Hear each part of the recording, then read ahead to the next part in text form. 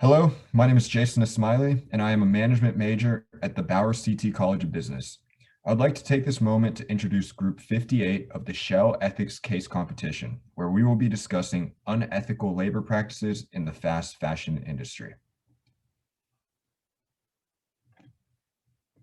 To begin, we have our group leader, Christina Hammock, followed by Alexis Figueroa, who is responsible for the internal communication of the group. We then have David Romero, our lead writer and proofreader, myself, Jason Ismaili, responsible for the group's external communication, Cayman Damianov, our research lead. We then have Michelle Vung, who took care of records and tracking, Sarah Magdaleno, our graphic display lead, and finally, Rakan Jabrin, our milestone leader. With that being said, my teammate Rakan will now go into exactly what is fast fashion and some of the problems associated with this unethical practice. Rakan? Thank you, Jason. What is fast fashion? Fast fashion can be defined as cheap, trendy clothing that samples ideas from the catwalk or subculture and turns them into garments in high street stores at breakneck speed to meet consumer demand. The idea is to get the newest styles on the market as fast as possible, so shoppers can snap them up while they are at their height of their popularity and then sadly discard them after a few years. Today, we're going to answer these questions. Why is there unethical labor in the fast fashion industry? Who is affected by this ethical dilemma? Who is involved in contributing to this problem? And how do we resolve these issues? The linear fashion model of buying, wearing, and quickly discarding clothes negatively impacts people and the planet's resources. Here's a look at the social, economic, and environmental implications. So first, I'm going to go over the societal problems. Rapid consumption of apparel and the need to deliver on the short fashion cycles stresses production resources, often resulting in supply chains that put profits ahead of human welfare. For instance, fast fashion industry have created an unfair and unsafe labor practice targeting third world countries where wages, factory costs, and operation costs are much cheaper. To start, working conditions, because of the lack of regulation, are left in inhumane conditions, with air conditioning, water, food, and clean air are left to cut costs in the production of these clothes.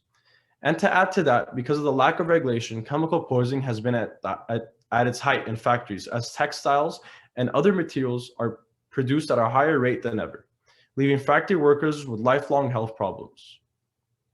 These conditions leave labor workers from the tender age of 12 to work themselves to essentially death. For example, in 2013, the world had a reality check when the Rana Plaza clothing manufacturing complex in Bangladesh collapsed, killing over 1,000 workers and injuring over 2,000. The legal regulations.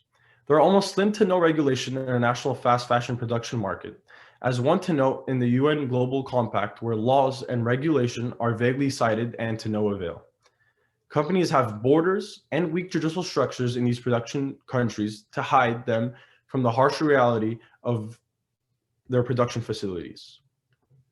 These companies are backed up by the government of these third world countries, as because of the direct impact of fast fashion labor, growth and money seems to pour in, but none in the labor's hands, as they make on average 5 cents an hour.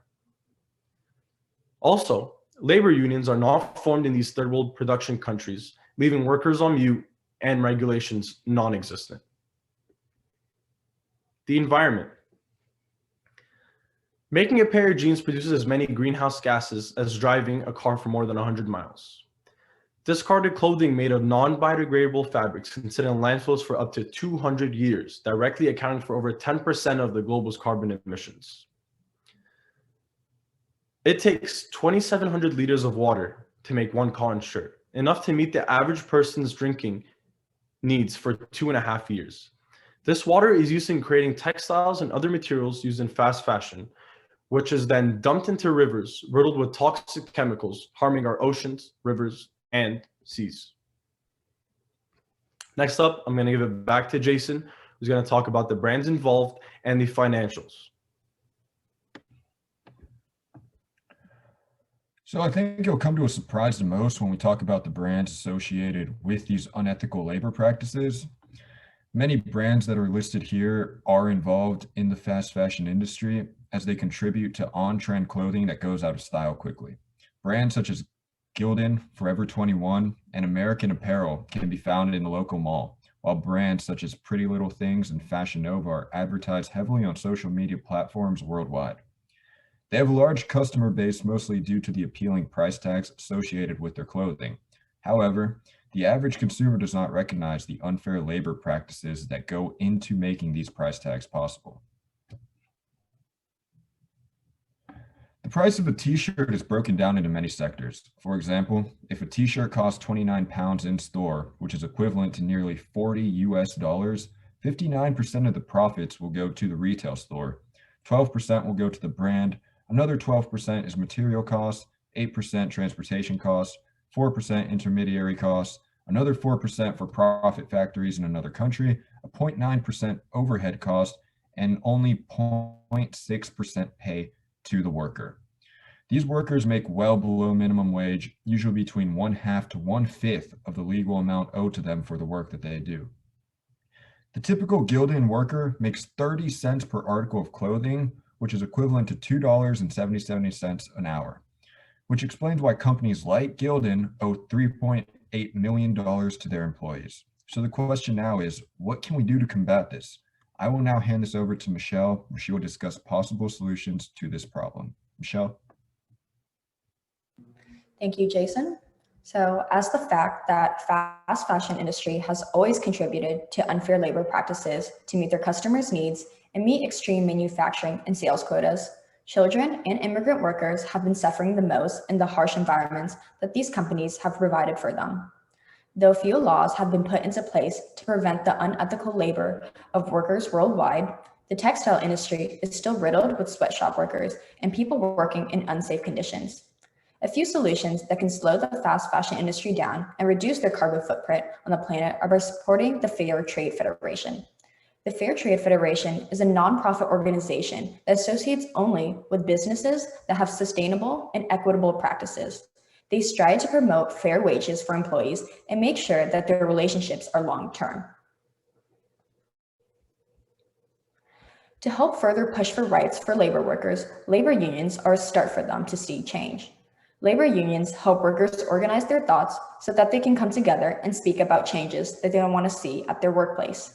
To start, workers in these production countries can talk about bettering their working conditions, using safer raw materials, and making sure that they are being paid a fair amount. Some alternative solutions that can further slow down the fast fashion industry is by buying secondhand. This includes thrifting clothes for an inexpensive amount or buying from clothing shops such as Depop, Poshmark, or Etsy that lets users resell their used or unused clothing for a reduced and affordable price. By encouraging marketing, people can be exposed to the unfair practices that labor workers have to endure.